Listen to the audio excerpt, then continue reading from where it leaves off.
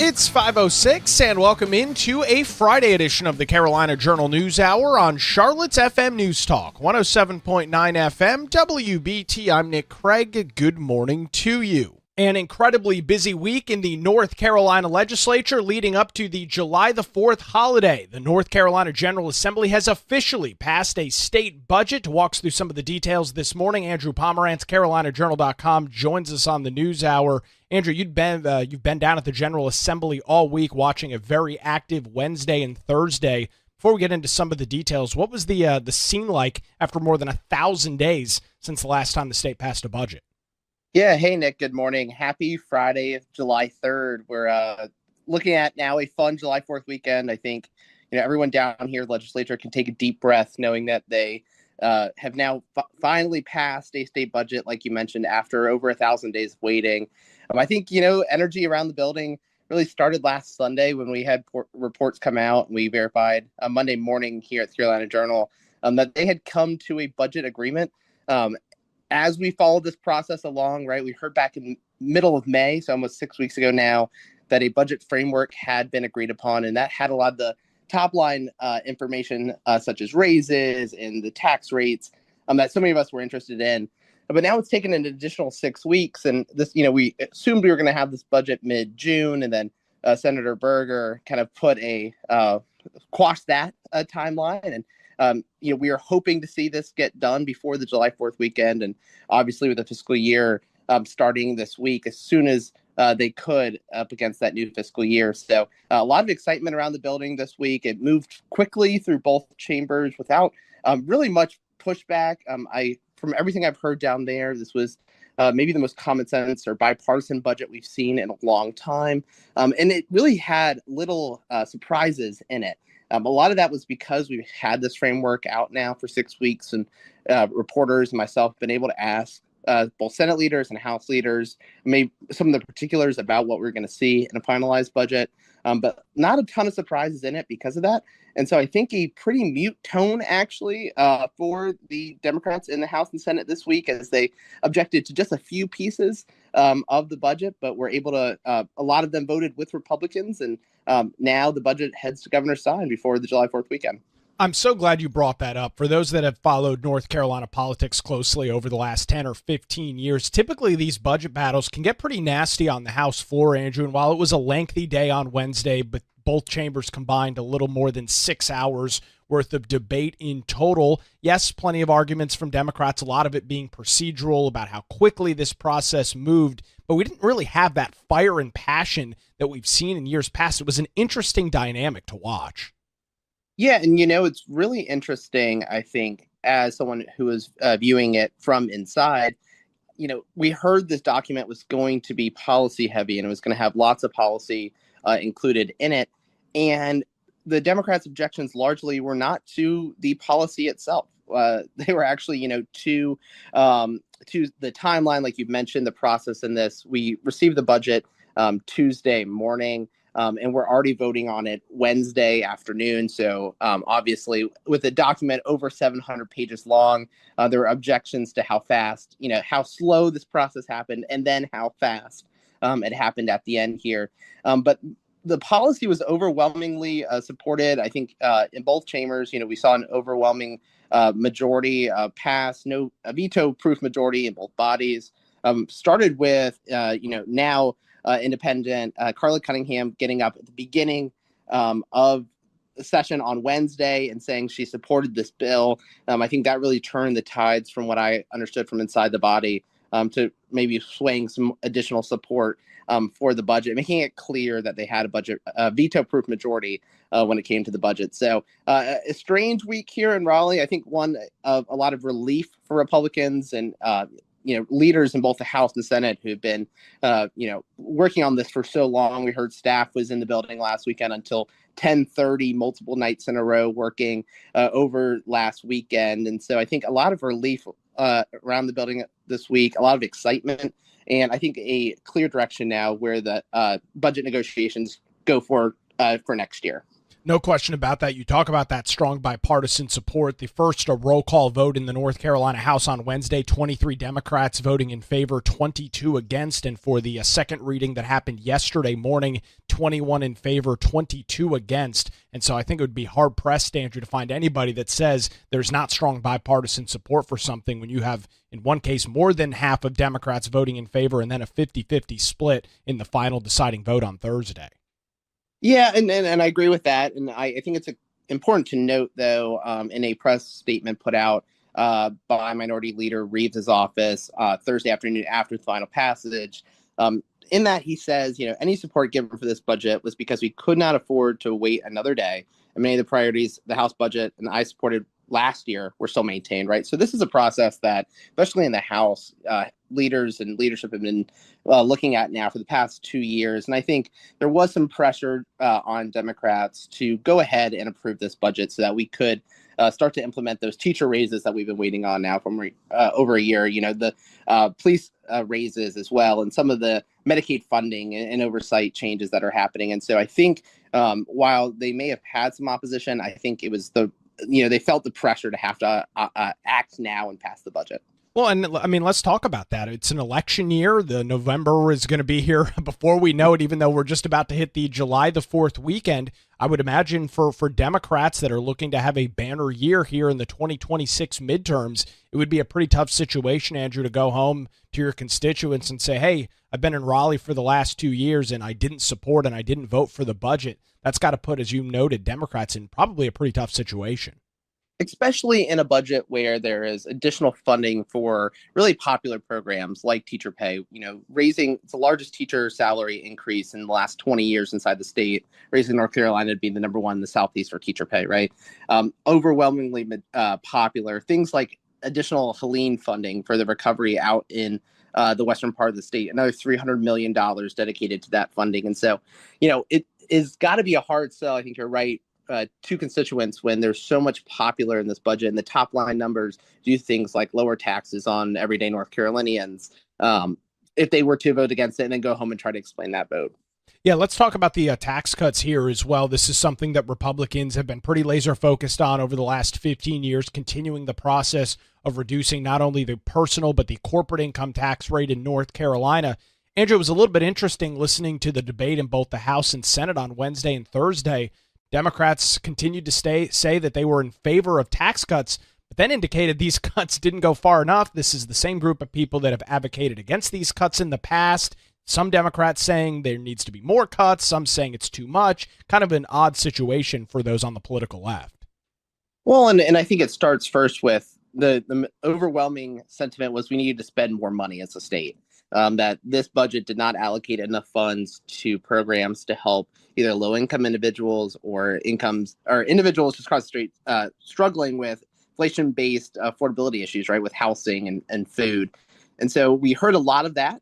We also then heard that we needed to cut taxes as this budget didn't go far enough on cutting taxes on everyday North Carolinians. And so I'd be curious to know where those additional funds would come from to support both an additional tax cut on top of additional spending.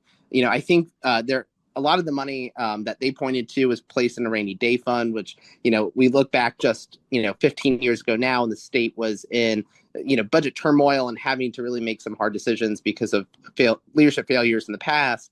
Having that rainy day fund is something that Republican leadership has continued to harp on being important and continue to build. And so I think this budget strikes a really interesting balance. And I think a balance that now is, taken 2 years to come to, but between raising pay for, so many groups in North Carolina and also cutting taxes on those same groups to help with affordability issues. So it'll be interesting to hear how Republican leadership continue to point to this budget as an affordability budget, as that term gets thrown around more and more as we head in towards election year.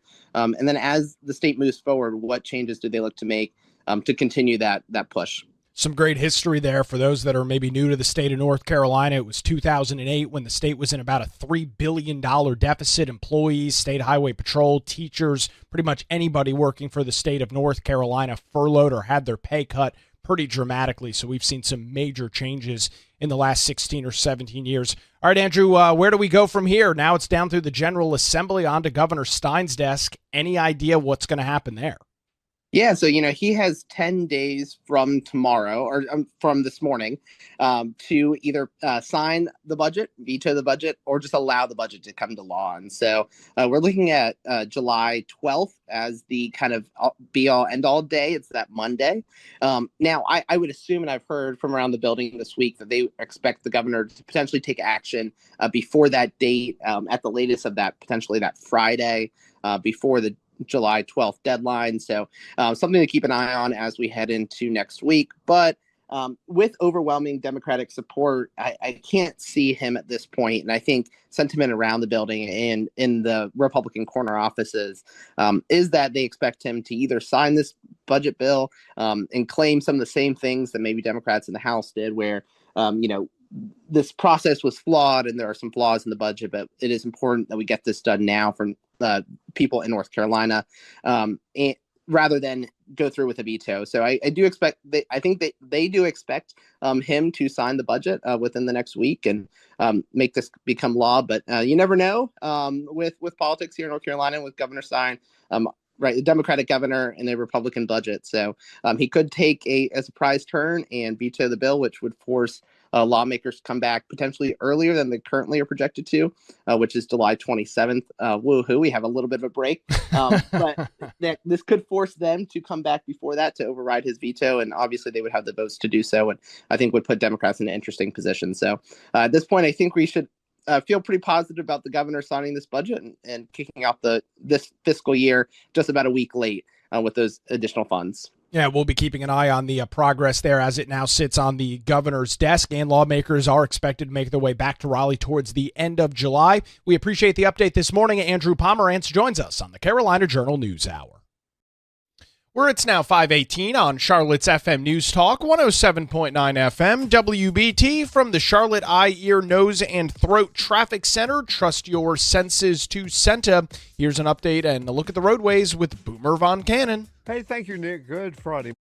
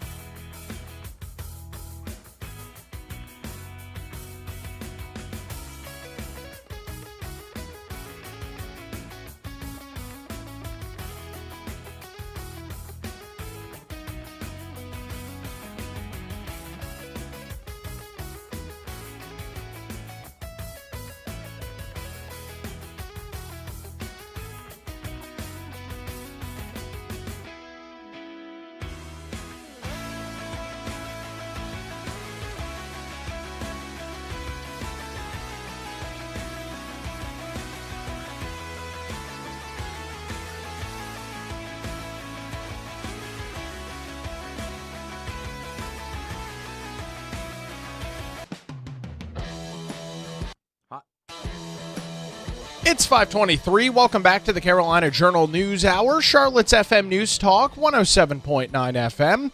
We are keeping a close eye on the state budget. No surprise there. We've been talking about it all week here on the Carolina Journal News Hour and over the next couple of weeks as we expect and are hopeful for a signature from Democrat Governor Josh Stein highlighting some different pieces and portions of the budget. One of those is major state allocations for a company called JetZero.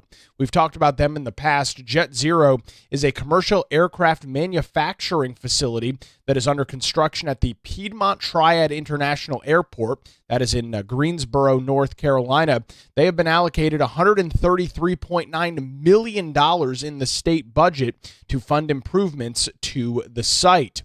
The facility is projected to create more than 14,000 jobs by the end of 2037, with JetZero set to invest somewhere in the ballpark of $4.7 billion into the manufacturing facility, making it one of the largest economic development investments in state history, and it is supported by a job development investment grant. The $133.9 million in non-recurring funding for the fiscal year 26-27 is allocated in the state budget, quote, for acquisition and improvements at the project site, and that money coming from the Economic Development Project Reserve. Brian Balfour, the Vice President of Research at the John Locke Foundation, says, it's unfortunate that budget writers are choosing to double down on this corporate welfare giveaway to a project that has already announced a delay. Taxpayers should not be forced to subsidize the bottom line of politically chosen corporations. He continued by saying investments in business ventures should be voluntary. Moreover, the track record of these corporate welfare schemes are terrible, with roughly 80% of these taxpayer-subsidized projects ending in failure to meet the stated hiring goals. Making matters worse is the fact that these additional funds will be diverted from a special reserve fund, meaning that the budget can classify it as a receipt-supported expenditure, and therefore it won't be counted in the general fund spending total. This shell game obscures the true nature of state spending and is a practice that should be stopped, Balfour told the Carolina Journal. The funding is earmarked to be used, as indicated, $15 million for each year of the 25-27 biennium for acquisition of up to 150 acres of needed land at the airport, $45 million in the fiscal year 26-27, and $50 million in the fiscal year 27-28 for access road and taxiway construction, grading of the land, engineering, site analysis, preparation, and other works. Another $7.9 million that will be spent to the North Carolina Department of Transportation for road work needed at the airport related to the project. $5 million was allocated to Greensboro for water and sewer infrastructure related to the project. $10 million was also allocated for renovation costs and capital improvements to an existing airport hub or to offset costs incurred with the Federal Aviation Administration. Finally, $35 million in the fiscal year 26-27 were allocated for construction administration, demolition, contractor fees, building services, and much more. Speaking of the delays, which is why many folks are questioning this more than $133 million. It was in late May. We brought you that story right here on the Carolina Journal News Hour just a couple of weeks ago. JetZero announced it would push back its hiring timeline, citing delays in the state budget. While the initial hiring target of more than 14,000 jobs has remained unchanged, it has been pushed back a year. It was originally set to be all those jobs filled and the company fully operational by 2036. That was pushed back to 2037. Changes were made to the initial hiring ramp and no hiring in 2027, with the first ramp up scheduled to begin in 2028 and 2029, and that hiring would continue until that target goal would be reached in 2037. The announcement that JetZero would be coming to North Carolina was first made back in June of 2025, and an initial $118 million was allocated for the project in the 2025 mini budget. The budget does require that a report on the use of funds be provided to both the North Carolina House and Senate. It is a very significant amount of money that we're talking about here, in total $133.9 million for a project that unfortunately falls under the umbrella of a Job Development Investment Grant, also known as a JDIG. We have seen, unfortunately, over the last couple of months, some very high-profile companies that were expected to bring, in some cases, thousands, tens of thousands of jobs to the state of North Carolina, announcing that they will no longer be able to meet those hiring goals, no longer be able to meet those hiring targets. We will be keeping a close eye not only on this project, but many of these other JDIG projects that seemingly are continually announced by leadership here in North Carolina, most particularly a lot of those announcements and press releases coming from the governor's office. You can read more on JetZero and where things stand right now over on our website, carolinajournal.com, clicking on the latest story. State budget allocates $133.9 million for delayed JetZero project. It's now 5:29 on the Carolina Journal News Hour, Charlotte's FM News Talk, 107.9 FM, WBT, from the Charlotte Eye, Ear, Nose, and Throat Traffic Center. Trust your senses to Senta. A busy travel day for the 4th of July weekend. We're going to look at the roadways with Boomer Von Cannon. Yes, sir, Nick. You got it, my man.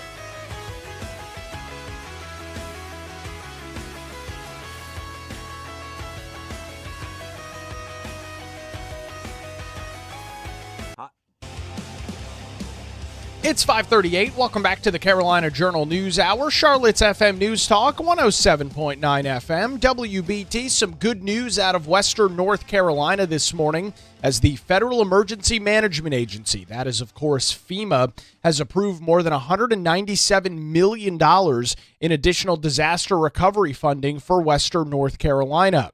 This includes millions of dollars for all those communities out west that are still recovering from Hurricane Helene nearly 2 years after the storm devastated the region. Department of Homeland Security Secretary Markwayne Mullins said in Chimney Rock back in the month of April, "One of our biggest priorities is to clean up this backlog. If there's a way to get it done, we will do it." This latest funding package includes more than $179 million in FEMA public assistance grants for 30 projects related to Hurricane Helene and Tropical Storm Chantal, as well as other federally declared disasters, along with an additional $18 million through FEMA's Hazard Mitigation Grant Program. According to Robert Fenton, who is a senior official performing the duties of the FEMA administrator, he said in a press release, quote, "FEMA is committed to quickly delivering funding to communities recovering from disasters. As states, tribal nations, and territories lead their response and recovery efforts, these funds help support and accelerate their progress. FEMA will continue to approve necessary funding while safeguarding taxpayer dollars."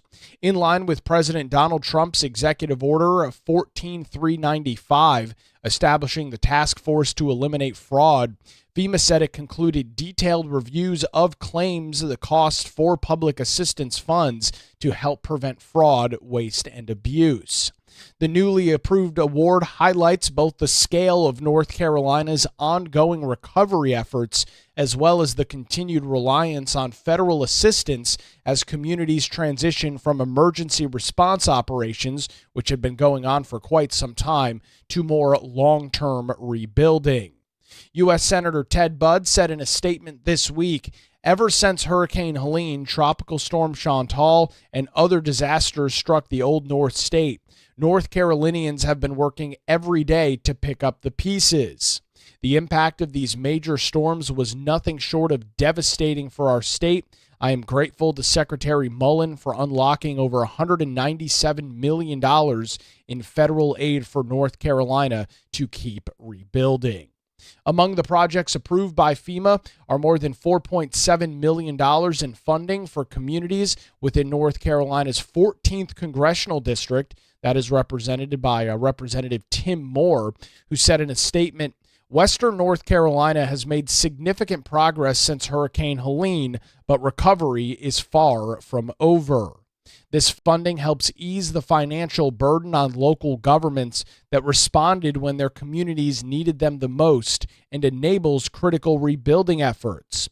I appreciate President Trump, Secretary Mullen, and FEMA for recognizing the importance of this recovery effort and continuing to support Western North Carolina communities." The largest award within Moore's district provides approximately $2.8 million to the city of Morganton for repairs to its boardwalk and related infrastructure damaged by the hurricane. The funding is authorized under Section 406 of the Robert T. Stafford Disaster Relief and Emergency Assistance Act.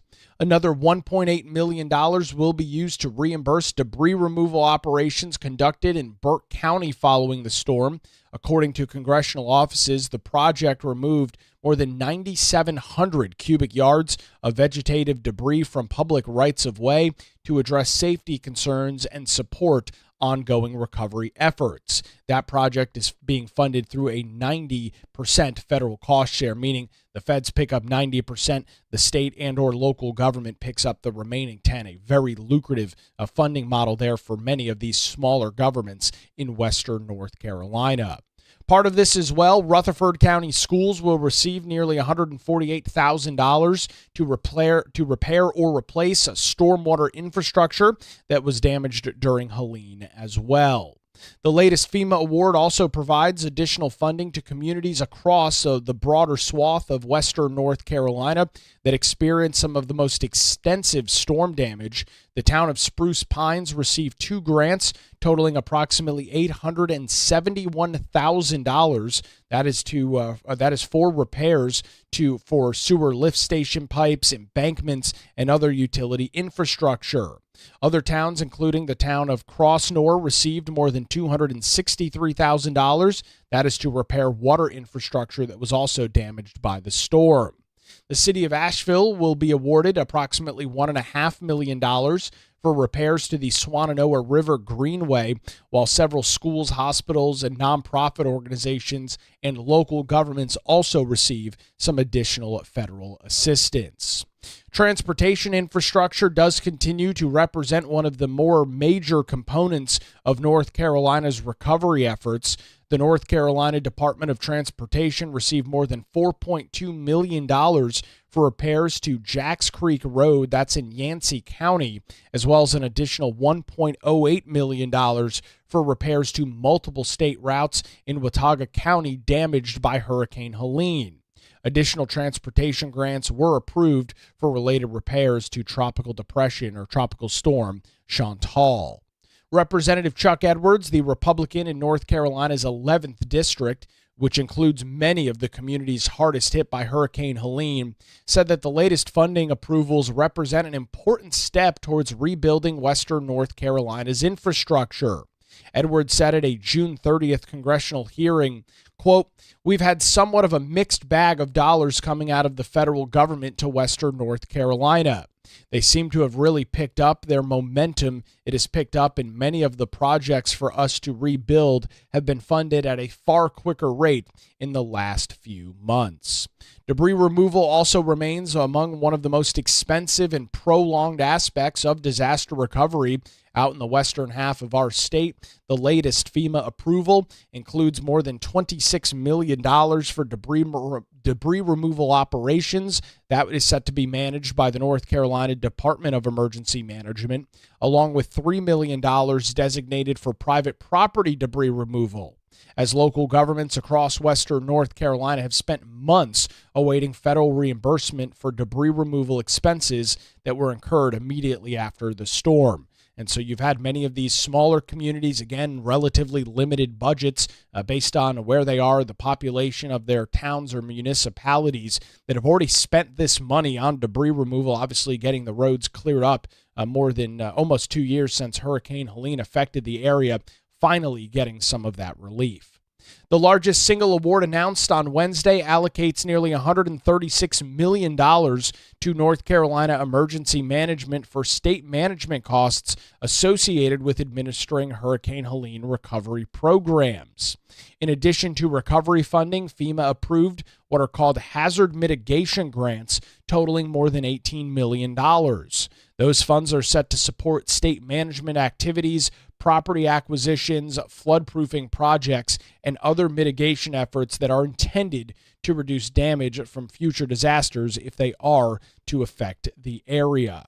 Federal disaster recovery programs typically unfold over several years, with emergency response and debris removal efforts followed by permanent infrastructure repairs and long-term hazard mitigation projects. As we're close to the nearly 2-year mark since Hurricane Helene struck western North Carolina, many communities continue repairing roads, bridges, utilities, schools, recreational facilities, and public infrastructure that were so heavily damaged and impacted by the storm. The latest FEMA approvals demonstrate the continued scale of North Carolina's recovery efforts and the substantial work that remains as western North Carolina moves from immediate disaster response towards long-term recovery. I know I went through a bunch of different numbers and figures. You can read all those details this morning over on our website, carolinajournal.com. Look for the story with the headline, FEMA approves $197 million to western North Carolina after fraud review.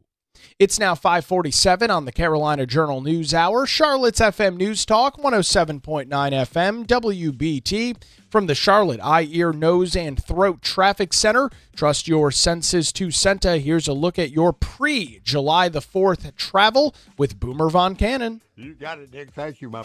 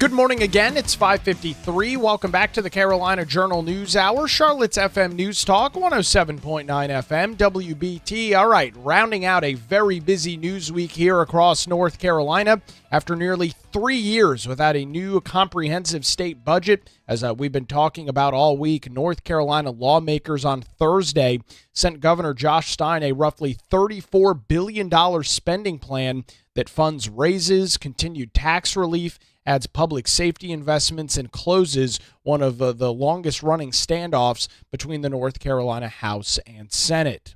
The final vote marked a major breakthrough for Republican legislative leaders who spent months negotiating over spending levels, tax policy, education, Medicaid oversight, Hurricane Helene recovery, and other major state priorities. The legislation is Senate Bill 257, passing the House by a vote of 88 to 21 and a Senate vote of 35 to 10 on Thursday. That's when the final vote was taken in both chambers for the budget, with it now sitting on Governor Josh Stein's desk, who has up until 11:59 p.m. on July the 12th to sign, veto, or the state budget will become law without his signature as it was presented to him on Thursday. Republican leaders celebrated the final passage of the budget, as we heard from Senate Leader Phil Berger, the Republican from Rockingham County, who said our state's fiscal health remains in great shape. This is a responsible spending plan that takes aim at bureaucratic bloat without endangering core services. This keeps our promise to reduce the tax burden for all North Carolinians while expanding access to incredible educational opportunities, keeping our communities safe, and solidifying North Carolina's status as the best state in the nation. House Speaker Destin Hall, the Republican from Caldwell County, also praised the budget, saying in part, this budget invests in the people of North Carolina. It delivers historic raises, keeps taxes low, strengthens public safety, and protects taxpayer dollars by making targeted investments to crack down on waste, fraud, and abuse. Every dollar reflects our commitment to build a North Carolina that is a better and more affordable place to live, work, and raise a family. Donald Bryson, the CEO of the John Locke Foundation, added that the budget includes several reforms that have been advocated for quite some time, with Bryson saying after 3 years without a new comprehensive state budget, North Carolina taxpayers deserve a budget that advances growth, restraint, and accountability. This proposal includes several important reforms that the John Locke Foundation supports, including continued income tax relief, a targeted certificate of need repeal, stronger Medicaid program integrity, and property rights protections in local permitting and land use. Again, recapping that, the budget has passed officially both chambers of the North Carolina General Assembly. Votes on Wednesday and Thursday. Senate Bill 257 now over in the governor's mansion. The governor did have a signing ceremony yesterday for two unrelated pieces of legislation. He did not sign the budget. When asked by reporters, he said he and his team still needed some time to go through the details. Again, the Democrat governor in Josh Stein has until 11:59 p.m. on July the 12th to sign the budget, veto the budget, or allow it to become law without his signatures, with lawmakers scheduled to be back in Raleigh coming up towards the end of July.